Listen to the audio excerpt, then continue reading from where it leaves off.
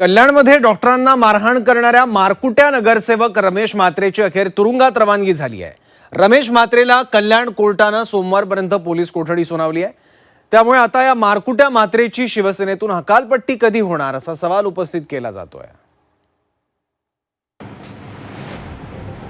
रुग्णाला जीवदान देणाऱ्या हातांवरच हल्ला करणारा शिवसेना मारकुटा नगरसेवक रमेश म्हात्रेचं हे कृत्य डोंबिवलीच्या शास्त्रीनगर रुग्णालयातील डॉक्टर आणि नर्सला झालेल्या मारहाणी प्रकरणात अखेर मुजोर नगरसेवकाची पोलीस कोठडीत रवानगी झाली। आधी गुंडगिरी करत मारहाण करणाऱ्या म्हात्रेनं अटक होताच रुग्णालयाचा आसरा घेतला होता, पण शुक्रवारी मुजोर रमेश म्हात्रेला कल्याण कोर्टात हजर करण्यात आलं। यावेळी म्हात्रेसह सर्वच आरोपींना सोमवारपर्यंत पोलीस कोठडी सुनावली आहे। 7 दिवस पोलिसांनी कस्टडी मागितली होती। आम्ही सांगितलं काय 7 दिवसाची गरज नाही, एका दिवसाची गरज नव्हती। पण एवढं मीडिया हाईप झालेलं प्रकरण आहे। कोर्टाने सांगितलं की डॉक्टरांना मारहाण झालेली आहे, थोडाफार तपास होऊ दे म्हणून कोर्टाने सोमवारपर्यंत पोलीस कस्टडी दिली। शिवसेना नगरसेवक रमेश म्हात्रे यांना डॉक्टरांना मारहाण करताना महिला डॉक्टर सृष्टी बाविस्कर यांना देखील शिवीगाळ करत मारहाण केली होती। या घटनेला आता 3 दिवस उलटलेत। डॉक्टर सृष्टी अजून कामावर रुजू झाल्या नाहीत। डॉक्टर सृष्टी यांच्यावर या मारहाणीचा मानसिक आघात झालाय। अजूनही त्या झोपेत आम्हाला मारतात अशा ओरडत असल्याचं डॉक्टर सृष्टींच्या वडिलांचं म्हणणं आहे। त्यांनी पण राजीनामा दिला नाही, वैभव डॉक्टर त्यांनी पण राजीनामा दिलेला नाहीये।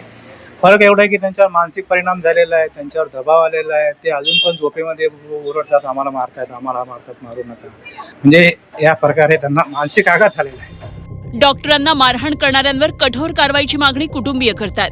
मुजोर नगरसेवक रमेश म्हात्रेच्या मारहाणीच्या कृत्याविरोधात सर्व स्तरातून संताप व्यक्त होतोय। तसंच अशा मुजोर नगरसेवकाची पक्षातून हकालपट्टी कधी करणार असा सवाल आता उपस्थित होतोय।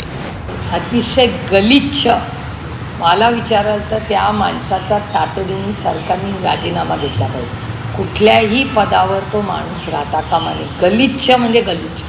त्याला अटक झाली पण त्याला हॉस्पिटलमध्ये वगैरे ठेवणं हे अयोग्य आहे। आणि माझी अपेक्षा आहे की महाराष्ट्राच्या माननीय मुख्यमंत्री आता सेशन चालू आहे, त्यांनी एक स्ट्रॉंग मेसेज दिला पाहिजे की कुठल्याही पक्षाचा व्यक्ती असेल कुठल्याही महाराष्ट्रात हे आम्ही खपवून घेणार नाही। मुख्यमंत्री महोदयांचे जे गृहमंत्रीपणे त्यांचे हात कोणी बांधलेत मला माहिती नाही, पण एका बाजूला आपण पाहिलं असेल जे गणपत गायकवाड ज्यांनी पोलीस स्टेशनमध्ये जाऊन गोळीबार केला होता ते भाजपचे आहेत म्हणून अजून जेलमध्ये आहेत, आणि हे मिंदे गटातले आहेत म्हणून लगेच त्यांना बाहेर काढण्यात आलं।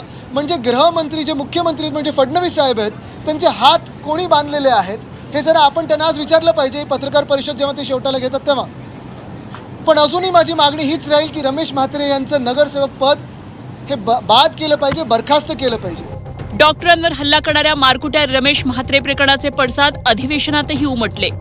डोंबिवलीला परवा एका नगरसेवकांनी जे डॉक्टरांना मारलं त्याच्याविषयीचा मुद्दा मी मांडला होता। त्याच्यानंतर एक मुरबाडच्या आमदारांनी जेलमध्ये असलेल्या गँगस्टरला सुपारी दिलेली सभापती महोदय, त्याचा मुद्दा मी मांडलेला आहे। पनवेलकर नावांच्या व्यक्तीला मीरा भाईंदरच्या नगरसेविका निशा नरेश नार्वेकर यांनी दिलेलं DGला आणि मुख्यमंत्र्यांनी दिलेलं पत्र आहे कोणाकोणाविषयी कारवाई करावी। त्याच्यानंतर मी तुळजाभवानी मंदिराचं जे 4000 एकर जमिनीचा मुद्दा तोही मांडलेला आहे। रमेश सुखरे म्हात्रे तर त्या संदर्भात त्यांना अटक केलेली आहे आणि आत्ताच त्यांना कोर्टाने 3 दिवसाचा रिमांड दिलेला आहे आणि आता ते पोलीस कस्टडीमध्ये त्या ठिकाणी आहेत। नगरसेवक रमेश म्हात्रे कल्याण डोंबिवली यांच्या बाबतीमध्ये गुन्हा दाखल आहे, ते अटक आहेत, त्यांच्यावर कडक कारवाई केलेली आहे। कुठल्याही परिस्थितीमध्ये पोलिसांच्या कामामध्ये कुणीही कारवाईमध्ये अडथळा आणलेला नाही। आज तुम्हाला कळलं असेल की कोर्टाने देखील भूमिका घेतली आणि व्हिडिओ कॉन्फरन्सिंगद्वारे न करता प्रत्यक्ष कोर्टामध्ये हजर करण्याच्या सूचना दिल्या। तिनं हॉस्पिटलमधून काढून पोलीस स्टेशनला घेऊन गेले, लॉकअपमध्ये घेतलं, लॉकअपमधून कोर्टामध्ये नेला। आता पुढचं ते काय आज कोर्टामधलं आहे। खरं तर शिवसेना नगरसेवक रमेश म्हात्रेच्या शिवीगाळ मारहाण प्रकरणानं पुन्हा एकदा राजकीय गुंडगिरी जगजाहीर केली आहे। जो लोकप्रतिनिधी जनतेच्या सेवेसाठी असतो आणि तोच जनतेवर हात उचलत असेल तर यापेक्षा दुर्दैवी बाब कोणती असू शकते। त्यामुळे रुग्णांना जीवदान देणाऱ्या डॉक्टरांवर हल्ला करणाऱ्या मारकुट्या नगरसेवकाची हकालपट्टी होणार की त्याला वाचवलं जाणार याकडे सर्वांचंच लक्ष लागलंय. ब्युरो रिपोर्ट, झी 24 तास.